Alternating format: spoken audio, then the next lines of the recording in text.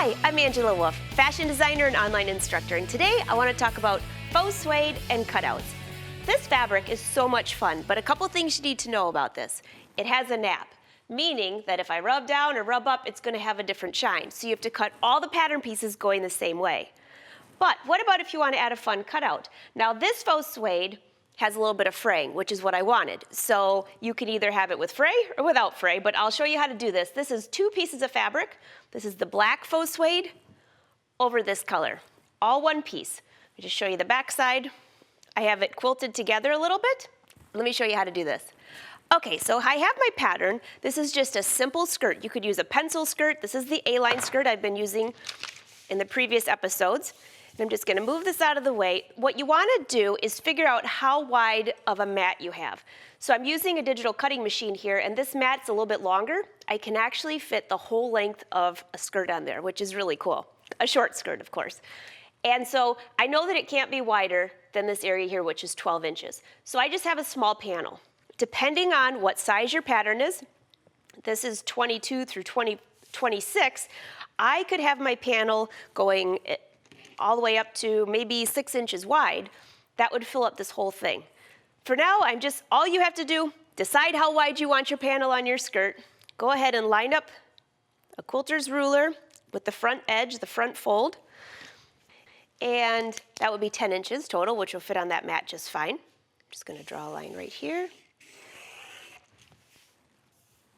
And that's going to be my new cutting line. So my panel is going to be in this area. Now one thing that I want to do, I'm going to grab a different color here. I'm going to put little slashes here. You've probably seen me do this before. What this slash is, oh how funny, it went right down almost next to the grain line. Well, that wasn't a planned thing. And I'm just going to take the scissors or rotary cutter, whatever you have, cut down this line. And when I slide this apart, I know I need to add seam allowances to both of these edges when I cut the fabric. The other thing, since it just happened to fall right down the center of the grain line, which was not planned, if that didn't happen, I would need to transfer the grain line because you want to make sure you cut all these out the same. So then I'm going to go ahead and cut out this panel here out of whatever colors you're using. If it's blue with the beige on the back side, I actually have one right here that I've already cut out, and it's already been cut, but you can see how both of these will be the same size. So how do you get these cutouts? Well, on the digital cutting machine, you have a lot of options. The first thing that you want to do is do a test cut, which I have done here. Now, this fabric, because it frays so much, I used a stabilizer. You spray it on the fabric and it helps it not to fray. It wasn't perfect, but it did just enough for what I wanted. So what I've done here is I've already test cut. I'm just going to lift this up. And it looks like it's fine. So depending on the depth of the blade that you need, you'll have to just test it on your fabric. So then all I did is I went into the designs and I chose a design that was just kind of fun. You could pick anything you want. How about some triangles? So I'm just going to alter the size here. Let's just make a few of those. Let's go ahead and make a handful of those.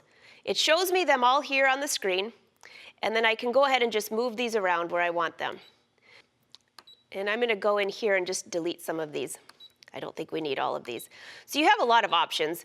Keep them, delete them, move them around, rotate them. And then if I go down a little bit further on my screen, because this mat is longer, notice that I'm staying away from the edges. None of them are touching, hopefully. Let's get rid of this one. And then when you move down the screen, you can move some more of these down a little bit further. And let's just go one more.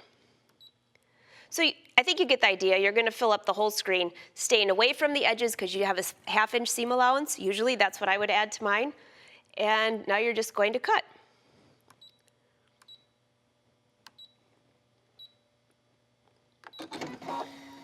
So while that's cutting, I'll let it get started, but you can see this piece right here. This has already been cut. Once it's cut, I just lifted this up. I'm layering it on this fabric here, and I'm just gonna let this cut just one more of these, and I'm gonna stop it and take it to the sewing machine. All right, let's just see. It looks like it cut one way down here. So you can see how the pieces come right off. that actually looks better than this one. But if you rub your hands on it, if you want to have a little frayed look, that's how you do that. So let's go to the sewing machine. Let me show you how this works. At the sewing machine, I'm going to just use a straight stitch. Now, if you have a walking foot, or faux suede has just a little bit of it's kind of a furry fabric. So if you use a regular foot, sometimes it will skip stitches or the stitches won't be quite as far apart as you'd like it to be. So the first thing you need to check is go ahead and rub your hands up and down the fabric. And you'll notice that one way it kind of looks like hair standing up on a dry day when your hair just sticks up, and the other way it just goes nice and smooth. So you have an option. You can do both pieces the same way or change them. So I'm going to do them both the same way. You can really see it on this piece here. So you're going to line up your center panel, and I'm using a move-it foot here, which is similar to a walking foot, but a little bit different. And what it does is it controls both layers of the fabric going through. So I have it on a straight stitch, and I'm changing the length to a 3.0. And then just go ahead and stitch with your 1/2-inch seam allowance. If you want to use a little bit less than your 1/2-inch seam allowance, that's fine too, because then this stitch will be hidden. I'm using a different color thread just so you can see this. And just hold this fabric and allow it to feed through.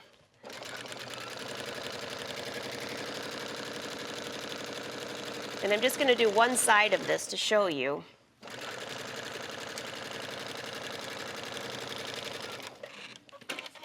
Okay, so that is when you're sewing both of these layers on top of each other. That's all I do. And then I'll stitch down the other side, making sure that everything is laying nice and flat.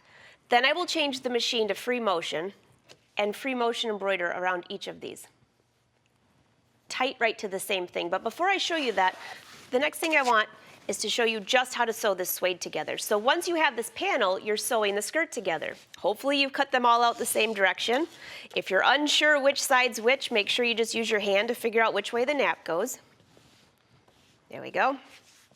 And you have both layers together.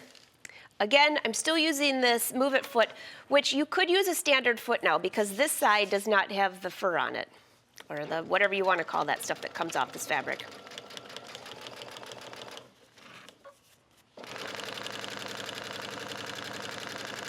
And you'll, as you're stitching, just hold the fabric together to make sure that one side isn't sliding more than the other. This is especially true if you're using just a standard foot.